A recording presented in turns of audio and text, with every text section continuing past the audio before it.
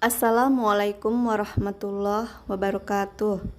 Perkenalkan, nama saya Rizka Ayu Utari SE, Angkatan 40, Kelompok 4, nomor absen 34. Peserta Latsar CPNS BPSDM Provinsi Sumatera Utara tahun 2022. Dengan pengampu materi, Ibu Yamnur Mahlia SSTM Kes. Baiklah, di sini saya akan mempresentasikan Korvalu ASN berakhlak yang merupakan akronim dari berorientasi pelayanan, akuntabel, kompeten, harmonis, loyal, adaptif, dan kolaboratif. Dan yang akan saya presentasikan adalah Korvalu ASN nilai adaptif. Adaptif adalah karakteristik alami yang dimiliki makhluk hidup untuk bertahan hidup dan menghadapi segala perubahan lingkungan atau ancaman yang timbul. Dengan demikian, adaptasi merupakan kemampuan mengubah diri sesuai dengan keadaan lingkungan, tetapi juga mengubah lingkungan sesuai dengan keadaan atau keinginan diri. Sejatinya, tanpa beradaptasi akan menyebabkan makhluk hidup tidak dapat mempertahankan diri dan musnah pada akhirnya oleh perubahan lingkungan. Sehingga, kemampuan adaptif merupakan syarat penting bagi terjaminnya keberlangsungan kehidupan. Kebutuhan kemampuan beradaptasi ini juga berlaku bagi individu dan organisasi dalam menjalankan fungsinya. Dalam hal ini, organisasi maupun individu menghadapi permasalahan yang sama, yaitu perubahan lingkungan yang konstan, sehingga karakteristik adaptif dibutuhkan, baik sebagai bentuk mentalitas kolektif maupun individual. Dalam KBBI diuraikan definisi adaptif adalah mudah menyesuaikan diri dengan keadaan. Sedangkan dalam Kamus Bahasa Inggris menyebutkan bahwa adaptif adalah kemampuan untuk berubah dalam situasi yang berubah. Sedangkan dalam Collins Dictionary disebutkan bahwa adaptif adalah kemampuan atau kecenderungan untuk menyesuaikan diri pada situasi yang berbeda. Ini artinya bahwa sebagian besar kamus bahasa memberi penekanan dalam pengertian adaptif pada hal kemampuan atau ability untuk menyesuaikan diri. Banyak persoalan pelayanan publik tidak dapat diselesaikan secara tuntas, bukan karena persoalan kemampuan adaptabilitasnya yang rendah, tetapi justru karena persoalan-persoalan kelembagaan dan kebijakan yang tidak memberi ruang yang cukup untuk beradaptasi. Ini juga menjadi salah satu masalah klasik ketika pegawai pemerintah diharapkan untuk mampu beradaptasi dan melakukan perbaikan pelayanan, namun terbentur oleh aturan atau kebijakan yang membatasi. Kreativitas dan inovasi. Pada umumnya istilah kreativitas dan inovasi kerap diidentikan satu sama lain. Selain karena saling beririsan yang cukup besar, kedua istilah ini memang secara konteks boleh jadi mempunyai hubungan kausal sebab akibat. Sebuah inovasi yang baik biasanya dihasilkan dari sebuah kreativitas. Tanpa daya kreativitas, inovasi akan sulit hadir dan diciptakan. Menginovasi sebuah barang atau proses akan memerlukan kemampuan kreatif untuk menciptakan inovasi. Inovasi pada tataran ide akan sulit berwujud jika kreativitas inovatornya tidak bekerja dengan baik. Namun demikian, dalam kenyataannya, kehadiran inovasi juga tidak mutlak mensyaratkan adanya kreativitas. Dalam sejarahnya, kosakata kreatif jauh lebih dulu dikenal dibandingkan dengan inovasi. Kreatif baru masuk menjadi kosakata dalam bahasa Inggris pada akhir abad ke-14. Istilah kreatif ini lebih ditujukan untuk menjelaskan sifat kreator atau Tuhan. Jadi, istilah kreatif adalah hal yang berhubungan dengan kapasitas atau kemampuan Tuhan dalam mencipta. Istilah ini pada masa itu tidak dilekatkan pada manusia, yang dipandang tidak mempunyai hak untuk mencipta. Kreativitas dapat dipandang sebagai sebuah kemampuan untuk berimajinasi atau menemukan sesuatu yang baru. Ini artinya, kreativitas sudah mengalami pergeseran makna dari pengertian menciptakan menjadi menemukan.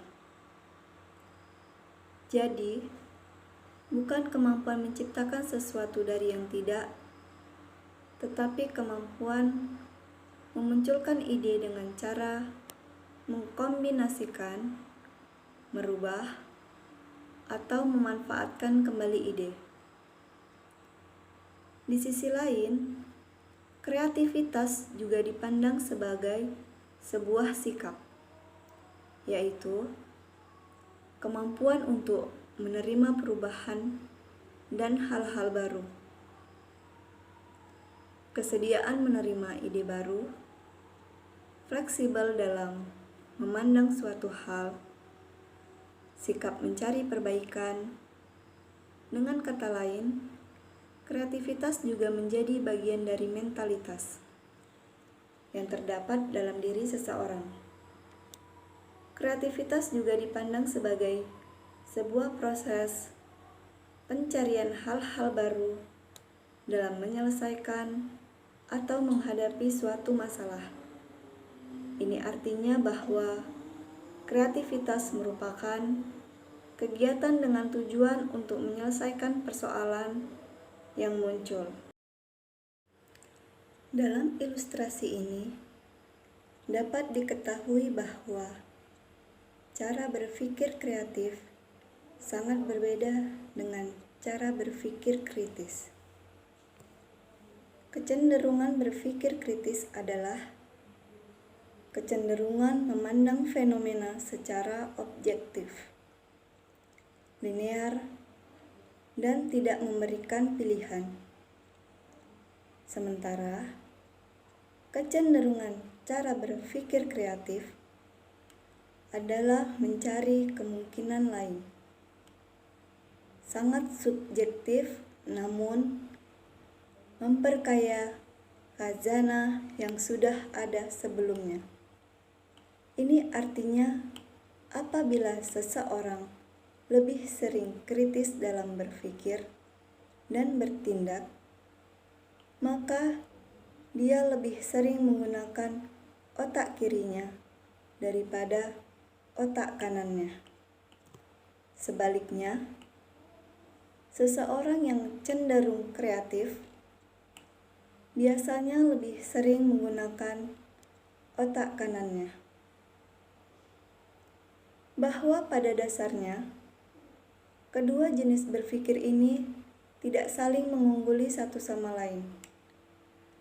Masing-masing mempunyai kegunaan atau manfaat sesuai kebutuhan kontekstual pada saat menghadapi masalah. Kemampuan dalam memanfaatkan kelebihan otak kiri maupun otak kanan akan menumbuhkan kombinasi kreativitas, kecerdasan, dan estetika dalam berinovasi. Adapun dimensi-dimensi kreativitas dikenal melingkupi antara lain: yang pertama, fluensi, yaitu kefasihan atau kelancaran. Yang dimaksud fluensi ialah kemampuan untuk menghasilkan banyak ide atau gagasan baru karena kapasitas atau wawasan yang dimilikinya.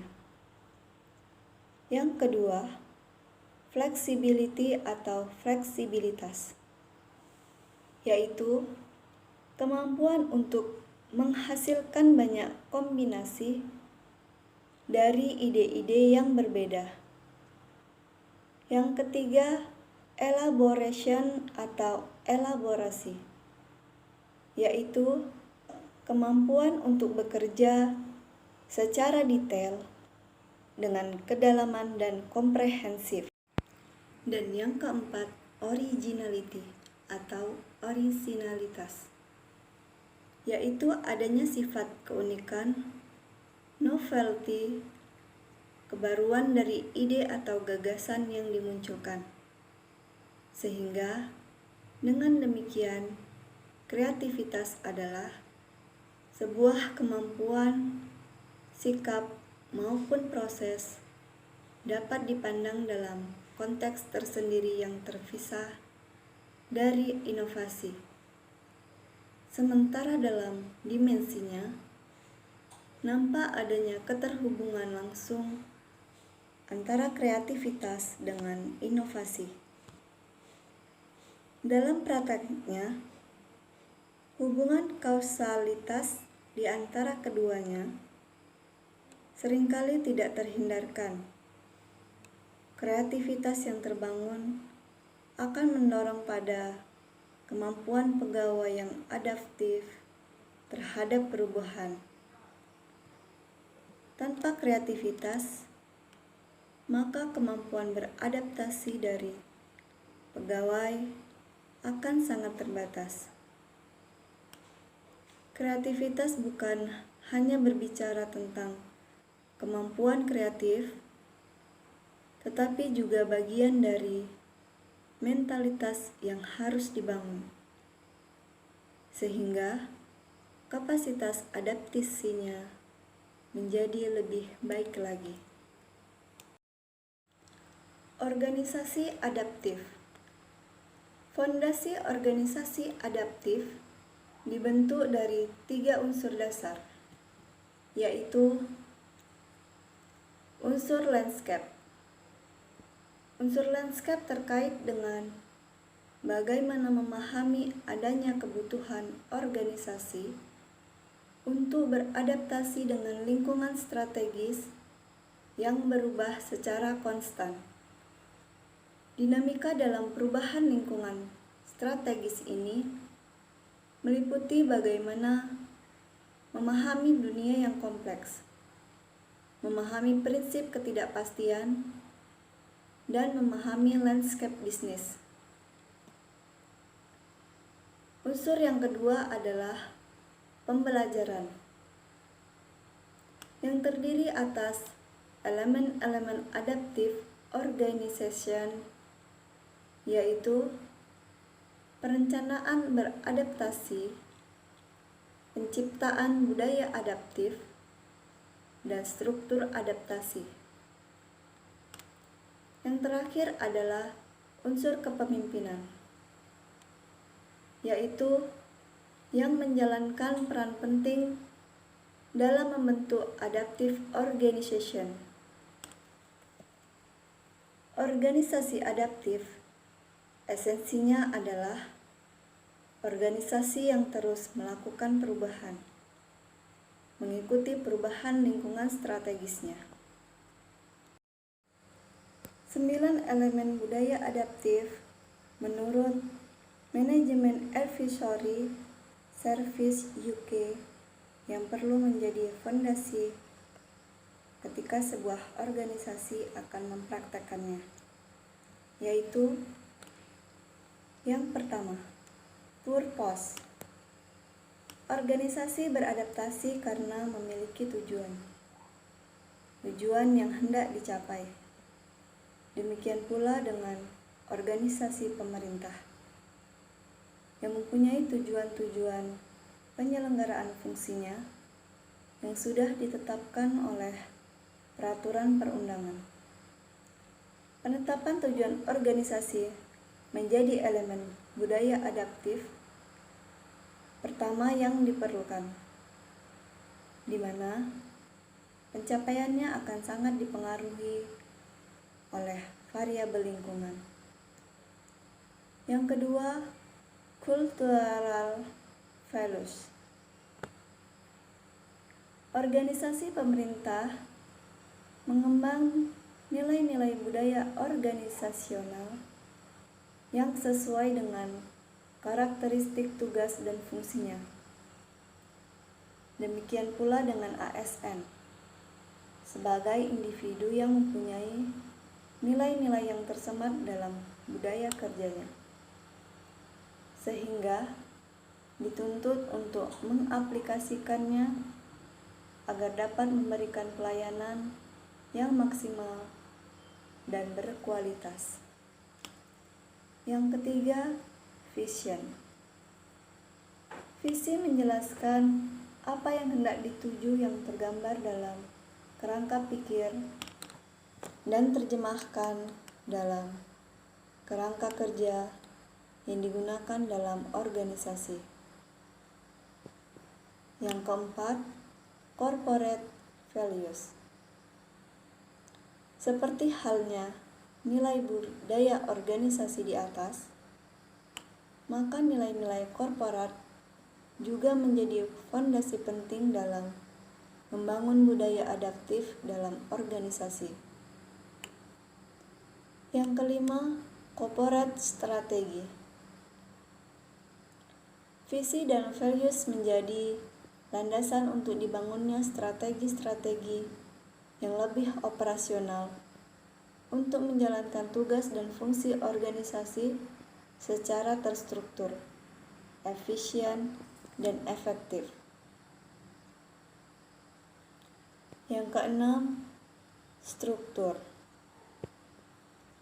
Struktur menjadi penting dalam mendukung budaya adaptif dapat diterapkan di organisasi. Tanpa dukungan struktur, akan sulit budaya adaptif dapat berkembang dan tumbuh di sebuah organisasi. Yang ketujuh, problem solving. Budaya adaptif ditujukan untuk menyelesaikan persoalan yang timbul dalam organisasi, bukan sekadar untuk mengadaptasi perubahan. Penyelesaian masalah harus menjadi tujuan besar dari proses adaptasi yang dilakukan oleh organisasi. Yang kedelapan, partnership working. Partnership memiliki peran penguatan budaya adaptif. Karena dengan partnership, maka organisasi dapat belajar, bermitra, dan saling menguatkan dalam penerapan budaya adaptif. Dan yang kesembilan, rules. Aturan main menjadi salah satu framework budaya adaptif yang penting dan tidak bisa dihindari. Sebagai bagian dari formalitas lingkungan internal maupun eksternal organisasi. Adaptif sebagai nilai dan budaya ASN. Budaya adaptif dalam pemerintahan merupakan budaya organisasi di mana ASN memiliki kemampuan menerima perubahan, termasuk penyelarasan organisasi yang berkelanjutan dengan lingkungannya, juga perbaikan proses internal yang berkesinambungan. Dalam konteks budaya organisasi, maka nilai adaptif tercermin dari kemampuan respon organisasi dalam mengadaptasi perubahan. Ini menjelaskan bahwa budaya adaptif bisa menjadi penggerak organisasi dalam melakukan adaptasi terhadap perubahan-perubahan internal maupun eksternal. Budaya menjadi faktor yang memampukan organisasi dalam berkinerja secara cepat dan efektif. Daya tahan organisasi juga dipengaruhi oleh pengetahuan. Seperti yang digagas oleh Peter F. Drucker pada tahun 1959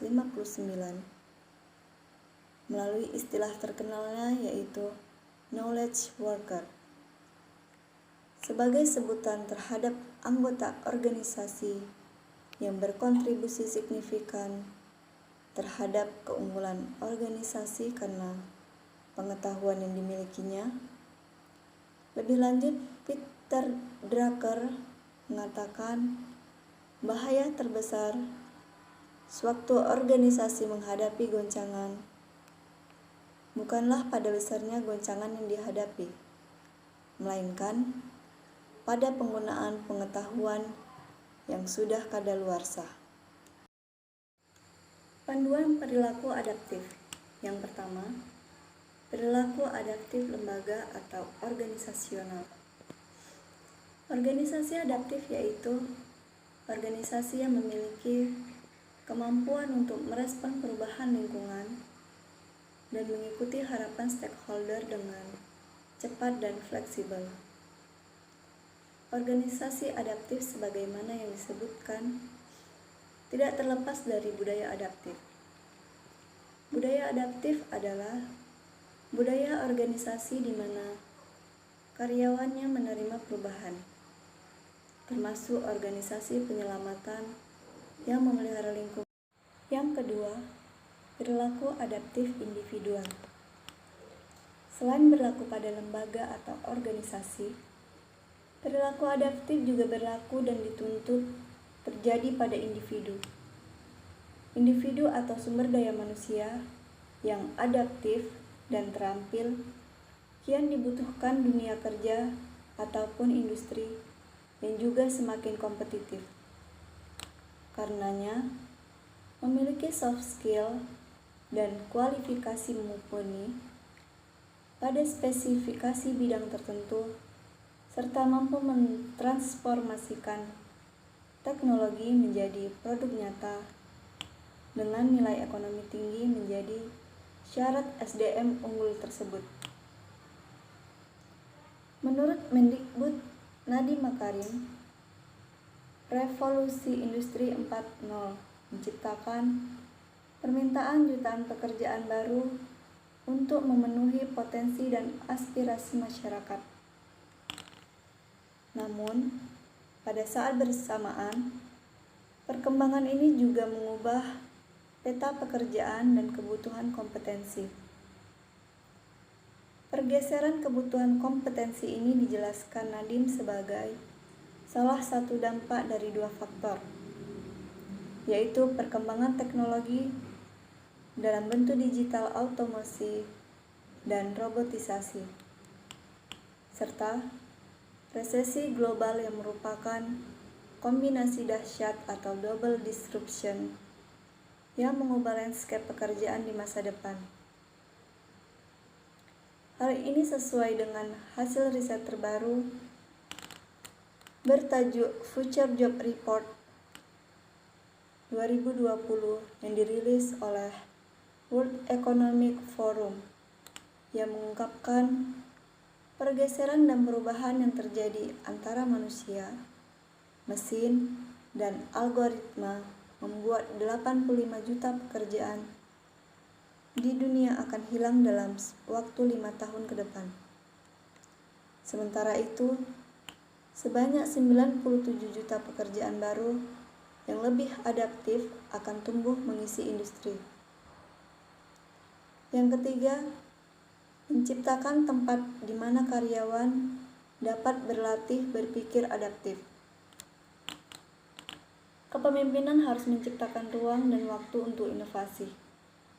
Beberapa peserta mencatat bahwa Anda harus membentuk struktur organisasi untuk memungkinkan karyawan berpikir di luar kotak dan menciptakan cara baru dalam melakukan sesuatu. Banyak yang telah menulis dan berkomentar tentang perlunya menciptakan lingkungan di dalam organisasi di mana karyawan merasakan keamanan psikologis dan praktis untuk berkolaborasi dan mengejar ide-ide baru.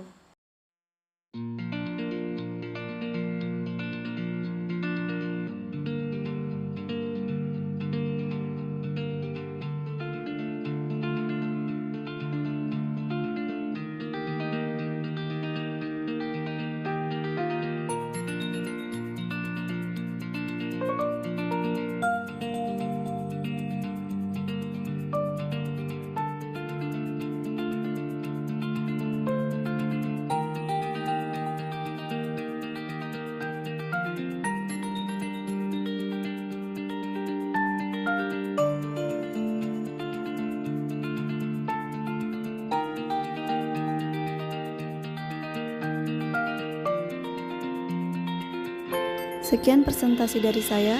Wassalamualaikum warahmatullahi wabarakatuh.